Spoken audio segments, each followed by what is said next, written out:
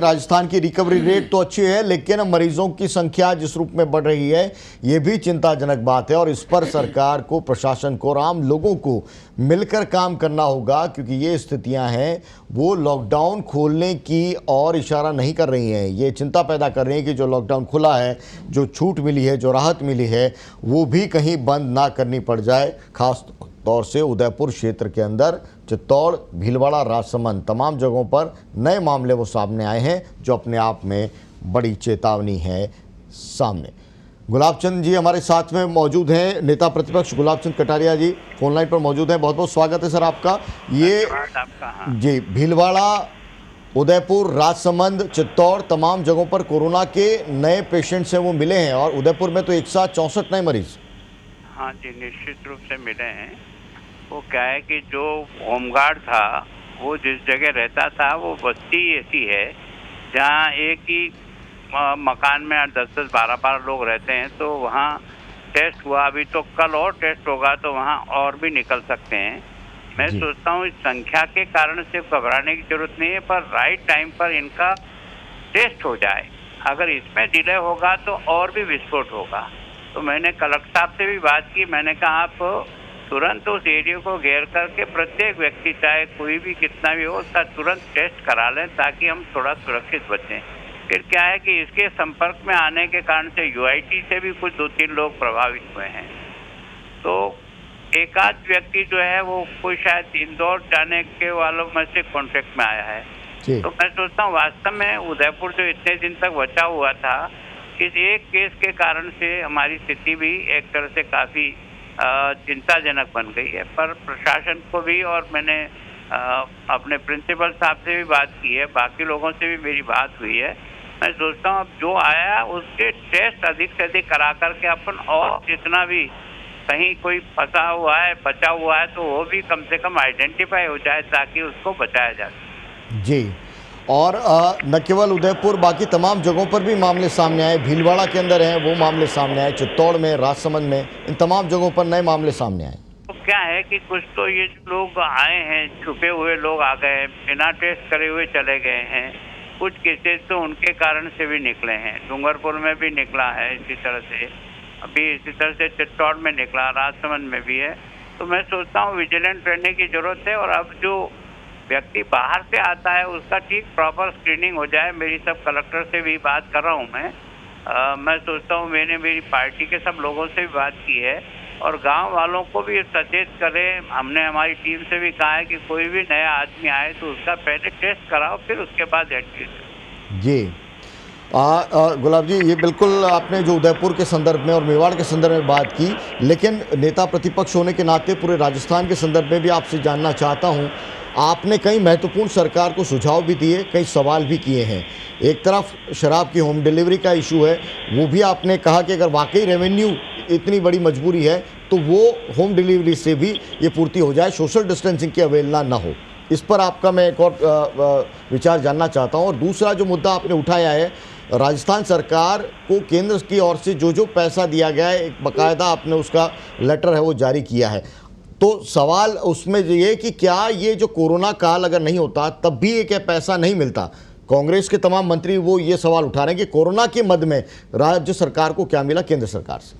देखो, मैं सोचता हूँ ये जो प्रत्येक महिला, 1,56,00,000 महिलाओं को हर महीने का जो 500 रुपये डालने वाला मामला था, ये कोरोना से कोई संबंध इसका नहीं था।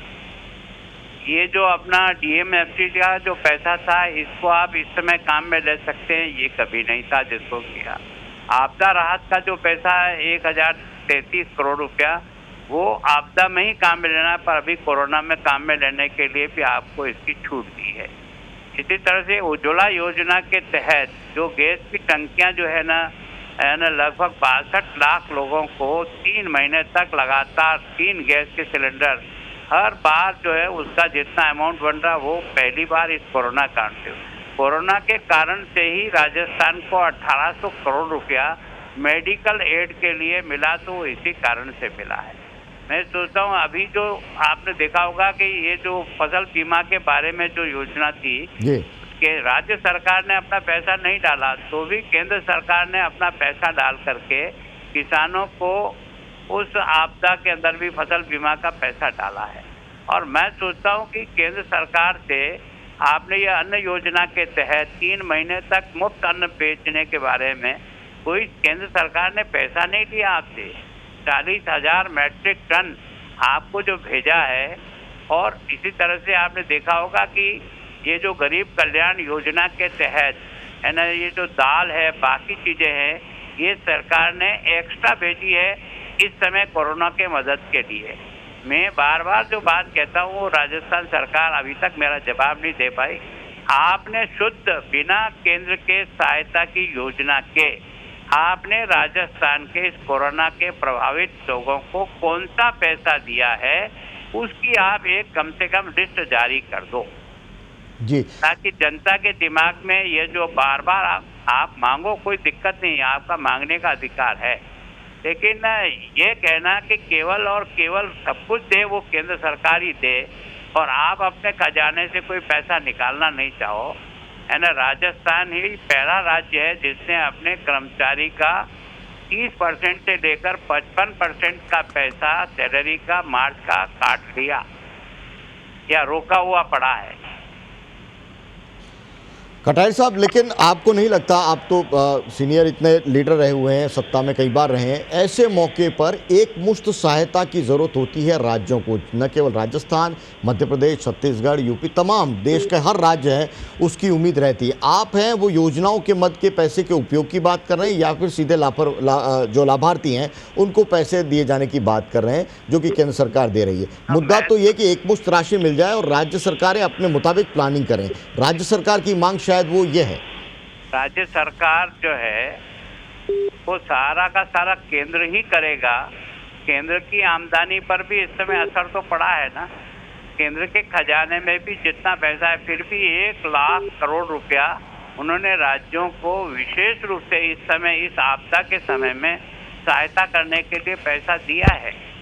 उसमें राजस्थान अभी भी नंबर 1 पर है जो राज्यों को सहायता पहुंची। उसमें से अगर राजस्थान का कैलकुलेशन करेंगे तो अन्य राज्यों को दिए हुए पैसे में राजस्थान नंबर 1 पर है। तो ये मान लिया जाए कि अभी फिर जरूरत नहीं है केंद्र से कोई मदद की? ऐसा जरूरत नहीं मानते। हमेशा अपनी जरूरत रहेगी, अपन मांगेंगे, हमने को लेना चाहिए अधिक से अधिक, इसमें किसी को कोई ऐतराज नहीं होगा जी। लेकिन ऐसा नहीं है कि जो भी दे वो केंद्र ही दे। रोजाना आप उसी के, आपने ट्रेन के बारे में कहा तो उससे ट्रेन आपको अलाउ की तो आपने कह दिया कि हमसे पैसे ले रहे। अरे फिर भी 15% पैसा आप दे रहे हो, 85% तो केंद्र सरकार ही। और ये किस लिए दे रहे हैं?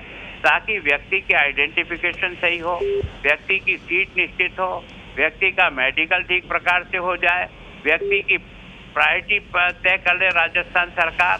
और ये राजस्थान सरकार को देना, एक ट्रेन जाती है उससे केंद्र सरकार को मिलता है क्या? 4 लाख से 8 लाख रुपया।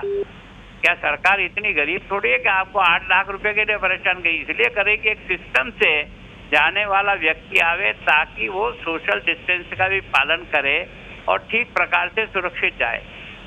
जी, संजय जी हमारे साथ में, संजय कौशिक जी सीनियर जर्नलिस्ट हैं पत्रिका के, वो उनका एक सवाल है अगर आप लेना चाहें। हाँ बताएं जरूर। सर नमस्कार। नमस्कार संजय जी। सर इतना पूछना चाहते थे कि एक तो आपने बहुत अच्छा सुझाव दिया था शराब के उसके ऊपर के होम डिलीवरी कर दी जाए तो शायद सोशल डिस्टेंसिंग से जो उल्लंघन हो रहा है उससे बचा जा सकता है। तो ये तो अच्छी बात है, सुप्रीम कोर्ट ने भी आज इसी बात को कहा है। लेकिन दूसरी तरफ आपका ध्यान इस तरफ आकर्षित करना चाहता हूँ कि जिस तरह से आपने ये कहा कि साहब 1.7 लाख करोड़ की हेल्प दे चुके हैं, तो ये तो कुछ भी नहीं है, जीडीपी का 1% भी नहीं है। और यूरोपियन कंट्रीज में देखिए जीडीपी का 12% तक की आर्थिक पैकेज दिए गए हैं और तमाम आर्थिक विशेषज्ञ, चाहे वो रघुराम राजन हो, चाहे अभिजीत बनर्जी हो, वो सभी ये कह रहे हैं कि सीधा कैश देना होगा गरीब लोगों को, अदरवाइज बहुत दिक्कत आने वाली है। तो ये इतना पैकेज में इसमें इतनी देरी क्यों हो रही है? और आपको भी राजस्थान के लिए आवाज़ उठानी चाहिए, चाहे केंद्र में आपकी सरकार है और चाहे नहीं हो तो भी। देखो मैं आपको ये क्या कह रहा हूँ जी, कि केंद्र सरकार भी हमारी है और केंद्र सरकार की भी प्रायोरिटी देश की जनता है। ऐसा नहीं कि केंद्र सरकार कोई अपने जेब में रख कर के घूमती रहेगी, ऐसा नहीं है। जितनी केंद्र को जैसे जैसे जहाँ जहाँ सारी इंडस्ट्री को रिवाइव करना है, उसको खड़ा करने के लिए भी आपको 2 दिन के बाद दूसरी प्रकार के पैकेज आकर के उनको खड़ा करने का प्रयत्न करेंगे। जितना जो कुछ भी छूट दी जा सकती है उसको भी देना है। मैं सोचता हूँ केंद्र और राज्य अलग अलग नहीं है। दुर्भाग्य हमारे देश का ये है कि लोग राजनीतिक चश्मा लगा करके एक दूसरे को देखते हैं। इसको छोड़ करके हमको मिलकर के समस्या को कैसे हल करें, इस पर ज्यादा ध्यान केंद्रित करें ना। तो केंद्र का पैसा कोई घर लेके तो नहीं जा रहा है, या ऐसा तो नहीं है कि खजाने में पड़ा पड़ा सड़ जाएगा, लोग मर जाएंगे, ऐसी स्थिति नहीं है। जी, बहुत बहुत शुक्रिया हमारे साथ में जुड़ने के लिए नेता प्रतिपक्ष गुलाब चंद कटारिया।